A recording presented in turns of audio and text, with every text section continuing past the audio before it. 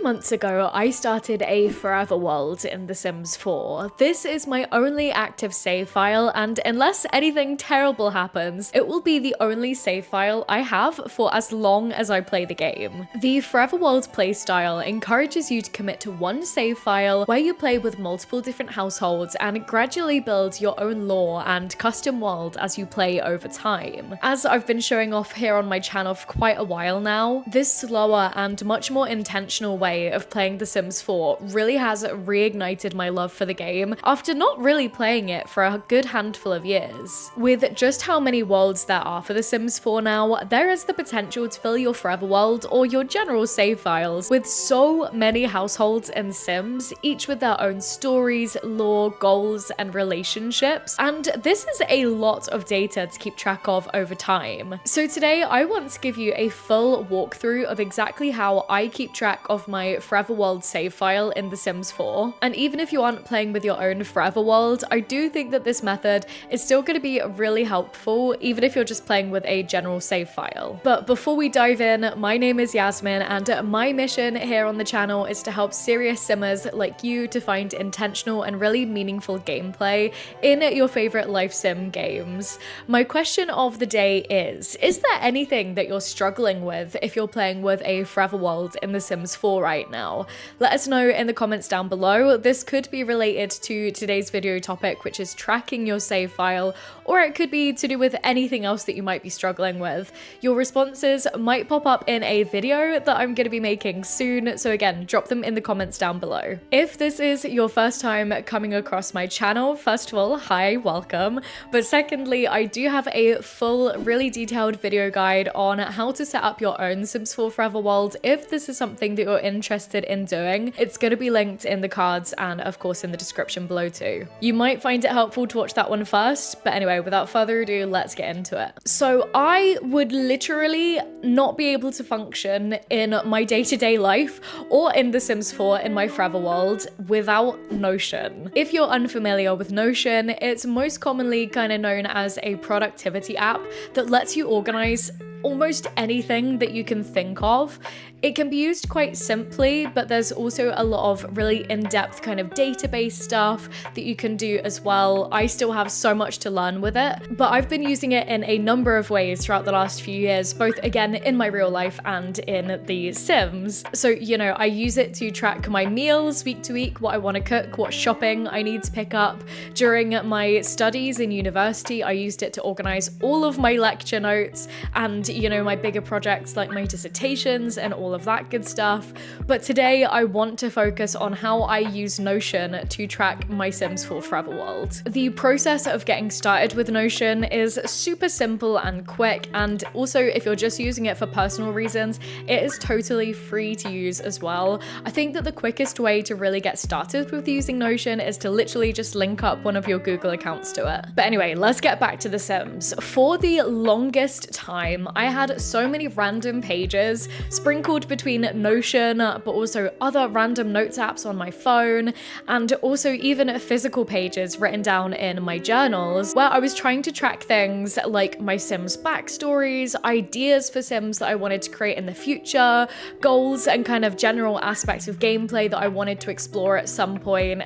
And I realized that with my forever world, if I wanted to have any chance at all of really staying motivated and attached to the save file, this system, or you know, you can't even call it a system, but what I had going on previously just would not do, and I wanted to make sure that I had some kind of centralized method of storing all of my notes and capturing all of these ideas that I had. And so this is why I created SavePal in Notion. So SavePal is a Notion template that you can find in the description down below, and it has helped me to enjoy playing in my forever world in The Sims 4 even more than I already do.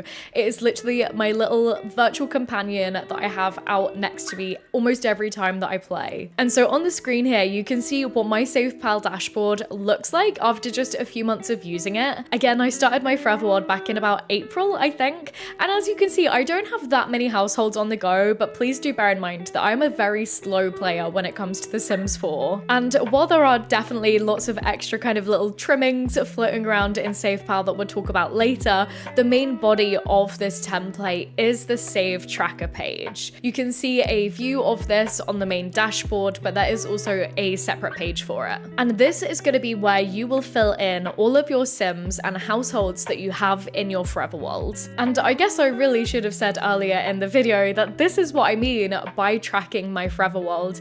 It means keeping an eye on every sim and every household that I'm actively playing with. So while there are of course lots of other kind of NPC sims or, you know, kind of miscellaneous sims that I've created, in SavePal I only track the ones that I'm actively playing with at the moment, or, you know, have created to actively play with in the past. So each sim and household does have its own kind of respective pages where you can track literally almost anything you want when it comes to your sims. I have already populated this with quite a lot of information, such as, you know, sim profiles, areas for sim kind of backgrounds and biographies, also places to note down goals that you want to achieve with your sims, and also my favorite parts and the bits that I have used most since creating this template are definitely again the backstory sections, but also the progress journal tracking sections. This latter part really has been crucial for helping me stay motivated in my forever world,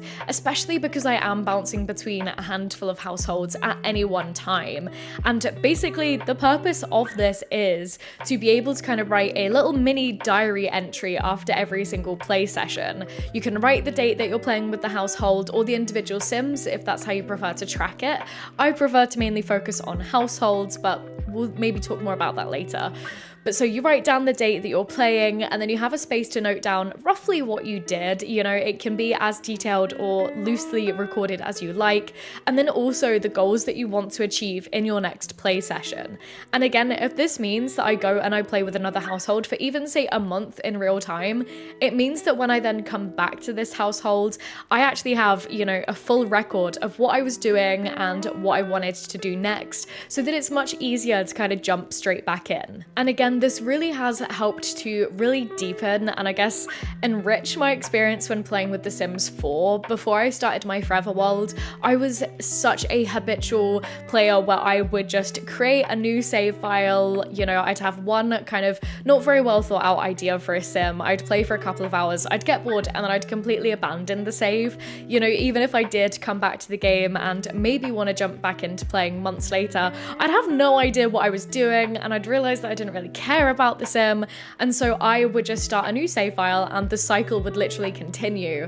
And so first starting my forever world and then also pairing that with SavePal and this kind of like, I guess, journaling recording method alongside it, again, has been transformational in how I've been experiencing the game. So if you do decide to pick up SavePal for yourself, there are really detailed instructions on how to import it into your own Notion account, but I will note right here, if you ever have any issues with importing it or generally using the template, my email is in the description of every single one of my videos. So fire me an email and I will get back to you and try to help you as best as I can and as soon as I can. But for the rest of today's video, I really want to take a full-on deep dive into how SavePal can help you track your Sims 4 Forever World or just general save files. Really quickly though, if you found this video helpful so far, it would be really amazing if you could like the video or even subscribe to the channel. Doing this as well as watching to the end tells YouTube's algorithms that my videos are worth showing to more serious simmers like you, which is a huge help. The link to become a channel member where you can get access to exclusive live streams and a bunch of other things each month is in the description below, as well as a link to my Fourth Wall store where you can donate to support my work if you would like to. Enough of my spiel, let's go on with the video. Okay, so for the next little portion of this video, I actually wanted to bring you into Notion to kind of show you around both my own Notion dashboard now that I've evolved it quite a lot after using it for the last couple of months, and also show off what you get if you purchase SavePal yourself to kind of see the difference and how it can evolve over time as you build out your own Sims 4 save files. So this is my dashboard. As you can see, I have all of my active households down here. You will also notice that between my dashboard and also the blank one that you'll get once you pick up SavePal for yourself if you choose to do so. We do have an example household in sim in here, which I'll show you in a minute. Today, I do also want to show you the complete process of adding your own sims and kind of templates and stuff like that to make sure that you feel really properly equipped to go in and use SavePal, because I know that not everybody is super familiar with Notion and the processes that go into using this platform. So, okay, before we do all that though, let me give you a quick little run through of the kind of extra little gubbins that you'll get, I guess, when you pick up SavePal. So, first things first is a little start here page. This kind of is filled with, you know, the kind of miscellaneous, information about using SavePal, you know, a list of everything that you get with the tracker, what it's intended to be used for, and, you know, some extra ideas and tips for customizing it for yourself. And also, as I mentioned earlier in the video, if you do have any questions, concerns, issues with using SavePal, please email me at this email address here. So that is the start here page, but let's head back to the dashboard. Okay, so then as we continue down here, we'll skip the save tracker for now, just because again, that is the main meat and potatoes of SavePal. Okay, we're now going to go into the Forever World creation quick start checklist. Okay, so this is just a really quick explanation of, you know, what a Forever World is and roughly how to do it. Again, I do have a full video guide on how to do that, which will once again be linked in the description down below. And this checklist here is essentially following those same steps. The video does obviously have a little bit more information, but this is really handy just to follow along, tick off as you go, maybe even add your own kind of notes and stuff in as you go as well. So then coming back into the main dashboard, we have a few other little pages here. The gameplay ideas hub is actually a curated list of about 50 gameplay ideas that I've put together, and I've also kind of organized them by, you know, packs that you'll need to play through the idea, but also there are lots that are kind of just base game, or you can kind of customize with whatever packs you have. So if we stick in this page just here, right, if we click into the table view, you then have the option to like these gameplay ideas. It will then tick this little column here, and it will then populate the never done before list tab, which we'll go into in a second. If I actually go back to my own SavePal and then I come into the gameplay ideas hub and then into the table view, here we go, you'll see where I've liked some of the ideas, where I've noted some of them as played, and even where I've kind of left a few notes relating to each gameplay idea and how I either have integrated it into my own households or, you know, potentially plan to integrate them into my households maybe in the future. But anyway, going back to what you'll get if you pick up SavePal, this is the gameplay ideas hub. Moving into the never done before list, this is a really helpful tool that I quite like to use, and I'm actually working on something else to potentially kind of complement this in the future, I suppose. But this is where you can note down kind of every single aspect of gameplay that you've never explored or not explored in a really long time that you maybe want to come back to in the future, just to make sure that you kind of constantly have that rotating list of things to do in the game. Right, let's continue on then. The last kind of miscellaneous page that you get with SavePal is actually a mods and CC bin. So this is where you can link any kind of mods that you use regularly, that you always want to come back and make sure you have the most up-to-date versions in your game. Because I don't really play with all of that many mods and CC in my game. In fact, it's mainly mods I care about keeping up to date. I just have the very few that I use in my game. So MC Command Center. I also use a lighting mod called Sunblind by Softer Haze, or the other way around, can never remember which. And then I also have a pole dancing mod in my game. So there you go. But so yes, that is all the kind of miscellaneous pages that we have in SavePal. However, if we then continue down the way, the most important page in this whole tracker is the save file tracker. And I will note really quickly here that if you click on this little triangle here, it will actually open up all of these little toggle pages, or kind of toggle like areas, I guess. This one has some screenshots in, so it will take a tiny bit longer to load, that will actually fully explain how to add sims to your house, to your households, how to add households and kind of all that good stuff. So let me then actually open up. So if you actually click this little open tab here, it will pull up a little side view. You can click this little open in full page button to get the full page view here. So the example household that you get given in SavePal is actually Burt Pancakes, who again, it's Bob Pancakes' more ambitious and outgoing brother in my forever world. And so as you can see, there's this template just here, which I'll show you how to add in a second. But as we continue down the way just here, each kind of subsection has its own little tips of how you could use the subsection. You can also delete these if you want once you've got used to using SavePal. But then we have like sections for household goals, you know, a little bio for the household, what Sims have kind of passed through the household over time, you know, ideas for future generations. And then again, my most favorite part of SavePal, which is the household, you know, progress journals. If we actually come back up here and we click on Burt Pancakes, again, it will pull up a little side view, but we can also open it up as a full page, which we'll do just now. We can see that I've kind of clicked this button just here to generate kind of like character creation sheet, I guess, that I've then filled in for Burt just here. And as we go down, there is a progress journal for individual Sims. I always say that it's best to kind of pick between one or the other as to whether you want to track your individual household's progress or the Sims themselves. So that's just that. But let me now actually show you if I come into my own SavePal, because I do have a household that I still need to add that I started not that long ago. So let me actually give you a little kind of tutorial, I guess, on how to do this step by step. Once again, if you're a complete Notion beginner, I hope this helps. So you can either do this by clicking on the new page button just here, but I think that it's a little bit easier to kind of see everything and keep track of everything. If we go into here and if we click new page down here, right? Okay, so this is in the Save Tracker main page. So then what we're gonna do is I am gonna be playing with the Lothario household, because in the members only live stream recently, we actually started a kind of household that we're just gonna be playing with them for the most part. And that's playing with Don Lothario and his midlife crisis, I guess.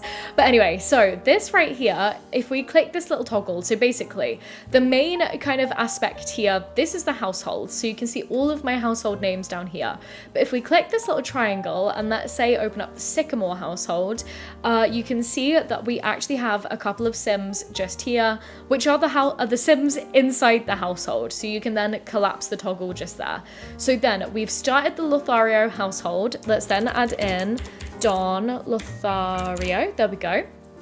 And so let's now actually open up this little side view just here, and we'll open up the household as a full page, okay?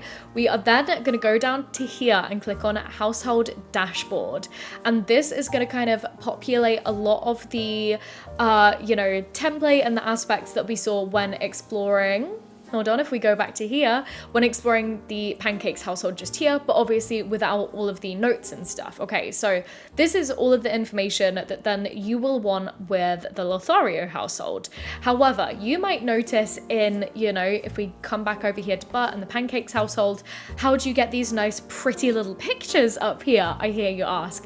Now you can kind of populate this with anything that you want. I quite like to use images of my Sims houses, but again, that's totally up to you to change. So if we then come back to this tab, what you're going to want to do is hover over this kind of top section of the page and then click add cover.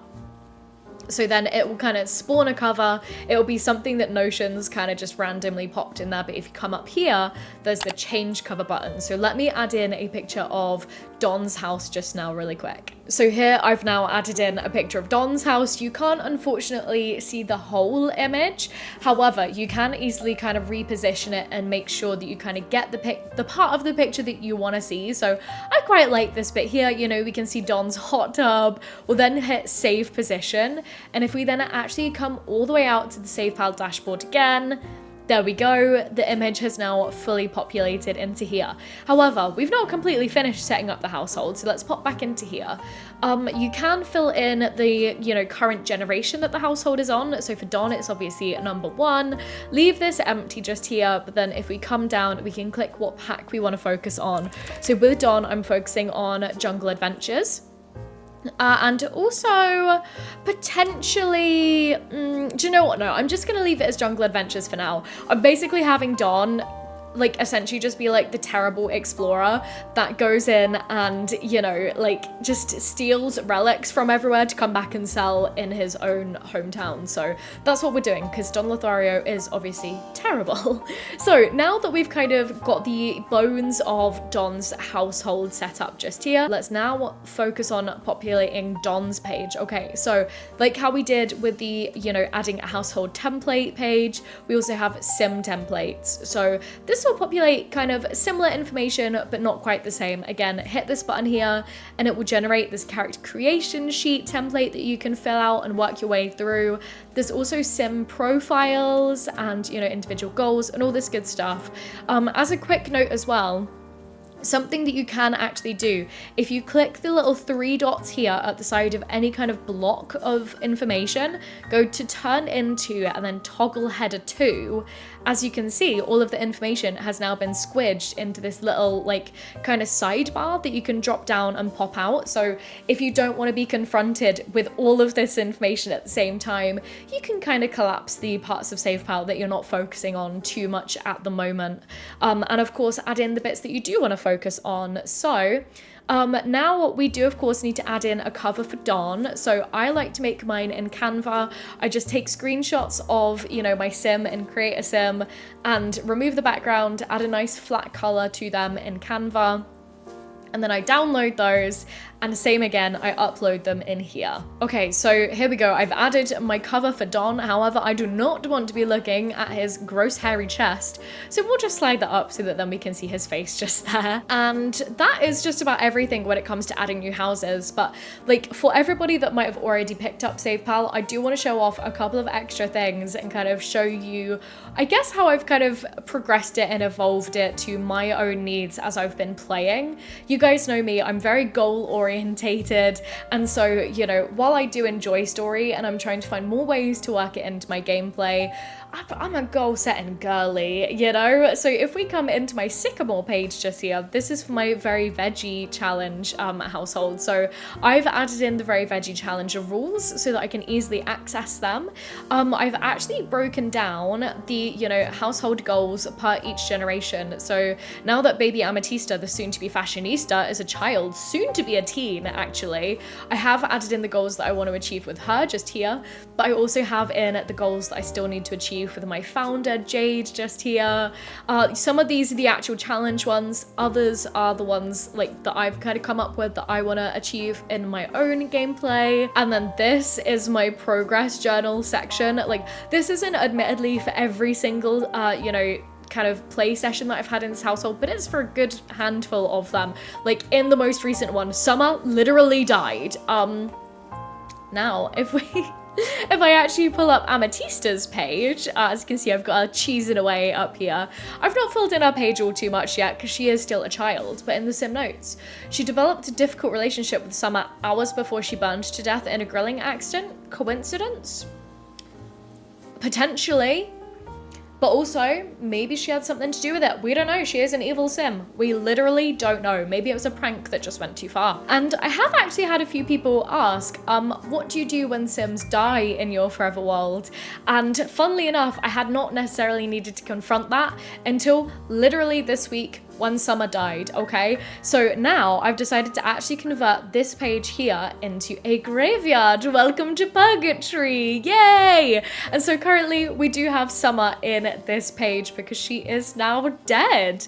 And so I have the date of her death listed just here, the circumstances under which she died, you know, her death type and kind of all that stuff. And yeah, so this is just a kind of page to log everything that happened. I do also have other deaths, and if you've been keeping up with me playing with Cassandra Goth, Lena Coffin has recently ascended to a coffin. And so this is the kind of little bio that I wrote about his death just here. And I am actually going to make and actually add in a full-on graveyard and cemetery to my forever world. So this page is kind of going to be concerning that once I eventually get it set up. Again, if you have SavePal and you've not really known what to do with your deceased sims, making a little graveyard household could be the way to kind of manage that. As for other pages that I've added since publishing SavePal, I've also added my own world management track tracker. And this is basically a place where every time I think, oh, I need to do that with these Sims in my world eventually, this is where I'll just jot them down. So again, like here, adding in a graveyard lot, moving Summer into her own household, all of that good stuff. And also making a Sim idea dump. So I've not really expanded on this. Ooh. Hold on, there we go. I've not really expanded on this too much, but this is where I'm gonna be dumping just general ideas that I have for Sims over time. As you can see, this was the kind of brainstorming that I was going for when I created my Mystical Girlies household, which I've now linked down here. So that is just about everything that I wanted to show you guys when it comes to SavePal, but I do want to give you guys a really quick cheat sheet for if you decide to kind of add in your own pages like these, basically how to do that and some really helpful commands that you can use when kind of doing that stuff. So okay, say that you wanted to add a new page into your SavePal. So what you're going to want to do is hover over the kind of lowest page on the list, or you know, any of them really, depending on where you want to put it. If you actually click on the little plus down here, you'll get this little tab open up. Now with Notion, because it's very database focused, you can use commands to do a lot of things if you don't want to actually scroll down and kind of select, you know, add a new page. So well, you can click on that and it will add a new page. If you also do /page, enter, there we go. We now have a brand new page. And so this is actually going to look very default. And so if we go up to here and we actually just type in new page, we'll then hit enter, and if you press dash a couple of times, it'll make a little page divider just here. But this obviously looks really bland and boring and gross. So what we're going to do is we're going to hit our 3 buttons up here. We're going to go and hit mono as our text, and that will change all the text on the page to look just like the rest of everything in SavePal. We're then going to do full page width to kind of make the whole page fill up, and we're going to go to add icon, and then I quite like using the kind of default Notion icons that you have in here because you can change the color of them. So let's say that we want to go in with an apple, and we'll change it to an orange apple to match the aesthetic of everything else.